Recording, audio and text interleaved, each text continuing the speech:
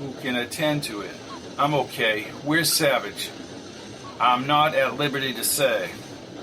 He motioned Patch to a dinner of meat, potatoes, and green beans spread across the metal table bolted to the floor. Men like Savage can cost a mission. Mean Puerto Quintes? Bart did not respond to what Savage had asked Patch. Coffee? Sure. Bart poured the coffee from a blue metal pot. Tell me what you know about El Barbudo. What is that? Asked Patch as he sprinkled sugar and solid creamer into the metal coffee mug. El Barbudo is Castro.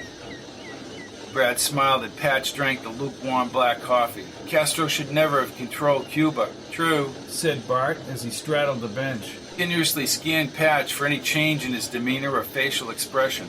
The SOB should not be in power. When this so-called revolution started, Castro and his boat, the Grandma, ran aground in a mud bank in the Oriente province.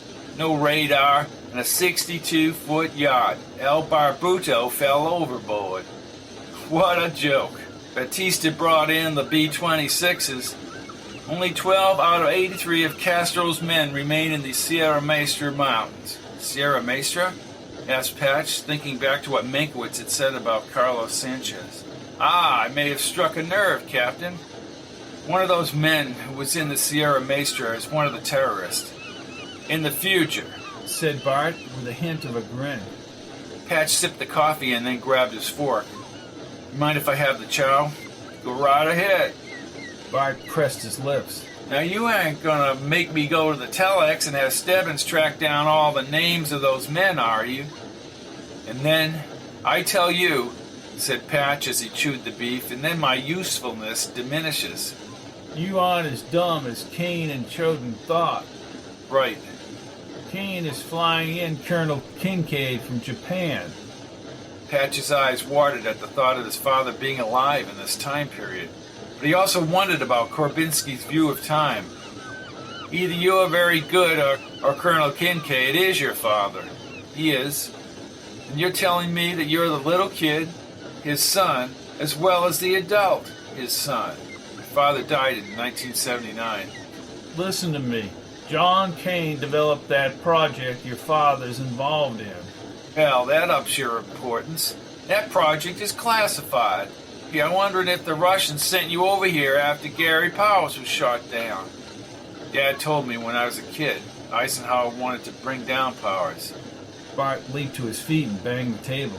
Damn it, Patch, who the hell are you? That 1986 terrorist was in the mountains with Castro. Oh, he is the terrorist who engineered the plan to nuke American cities in 1986. Who is he, Kincaid? I'm not saying right now. But I do know what he plans to do. Bart sat down again. Tell me what you know about Trinidad. Pat shook his head and mixed the mashed potatoes with the beef. I don't know anything about Trinidad. Listen, Castro must be pretty clever and tough to have come to power. Obviously, from what I see, your guys are all revved up to take him out.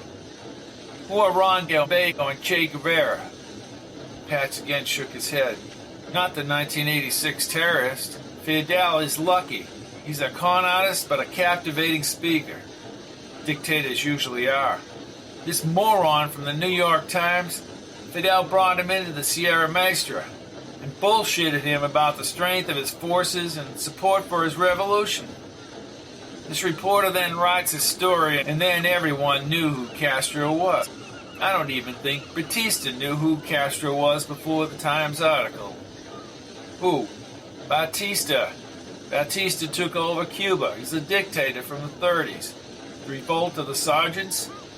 He was an influence for American interest. They had beautiful casinos in Havana, Patch. 1986 terrorists killed somebody, or maybe a bunch of organized crime leaders. What the hell are you talking about? You saying Fidel has sent people after Trafficante and Giancana? Trafficante was in a prison in Cuba, but he got out. All I'm saying is my future terrorist has his sights set on members of the mafia or the intelligence agencies. Bart stared at Patch for a few seconds. Just tell me who the hell the terrorist is. I can't, but I will give you one connection from the future. Oh, who's that?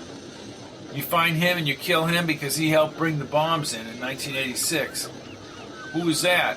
Antonio Cubello. Bart gawked at him. Okay, we'll check it out. Listen, tomorrow we're going to continue looking for Higgins. I just want you to know, Captain, this search is costing Uncle Sam big bucks.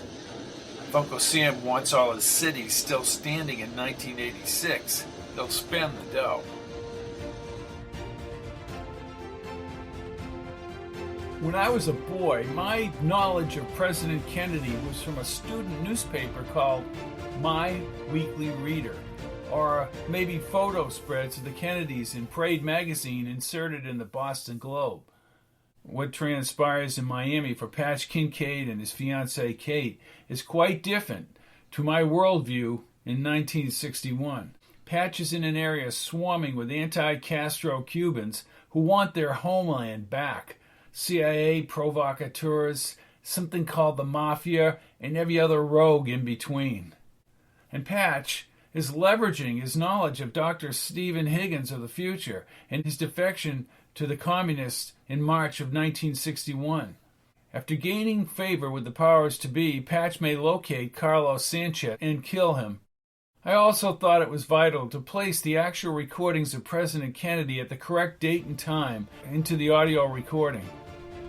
Next week, the search for Dr. Stephen Higgins continues off the Florida coast, and Patch finds himself getting deeper and deeper into the world of intelligence and the military. I will bring this to you next week. Adios, amigo!